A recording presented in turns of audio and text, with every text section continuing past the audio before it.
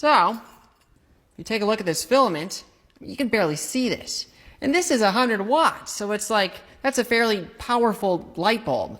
And it's just hair thin. You can barely see it. And just in case you couldn't see it earlier, this is 100 watts, and this is 24,000. So quite a size difference. These bulb pins fit into a G38 socket like I've mounted right here.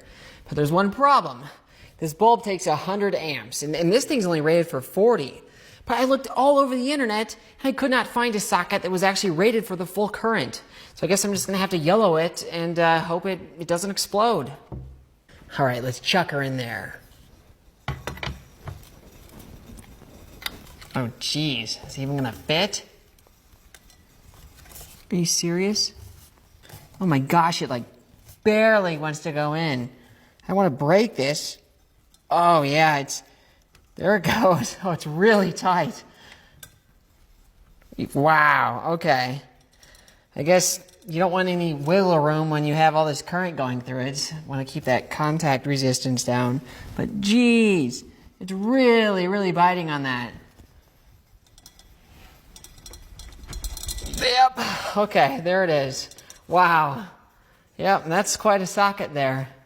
You know, when I impulse bought this silly thing, I just kind of expected to slap 240 volts across it and call it a day. Because how hard can it be to drive an incandescent light bulb, right? Then I remembered that light bulbs do a funny thing where their starting current is a lot higher than their operating current. And that's just because as the filament gets hot, its resistance grows and then it draws less current. Now, for a reasonably sized light bulb, that's not that big of a deal. But for a light bulb like this, it's basically a dead short.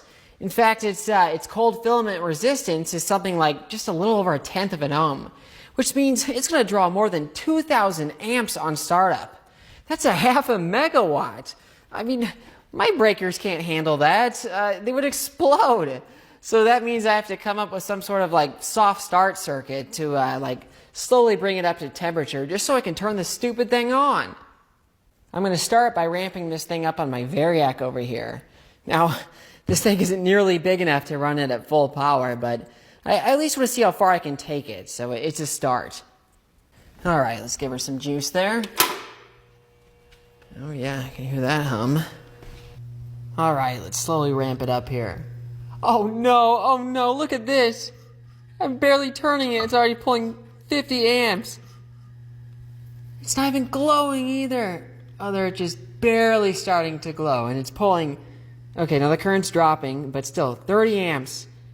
Barely any voltage on that, and it's just barely glowing. So I guess we'll crank it a little bit higher. Get her back to 50. Oh my gosh. I can already start feeling the heat there. It's... Oh my gosh. Look at this. It's my meter, or my Variac is not rated for this kind of current, but I'm barely driving this thing. So now I'm at 5,000 watts, and it's, and oh my gosh, I feel so much heat from that. Look at that. It just pegged out. This thing's gonna melt. Oh no. Oh, it's making so much light. Oh my gosh. Oh, this thing's gonna explode. What is that? About 6,500 watts. It's so warm too. Oh my gosh. This thing's gonna melt. I gotta kill it. Wow. So now the power's off, and that's just the residual heat in the filament. That is insane. I'm clearly gonna have to do something else for driving this thing to full power though. But wow. I threw together this little dimmer circuit here.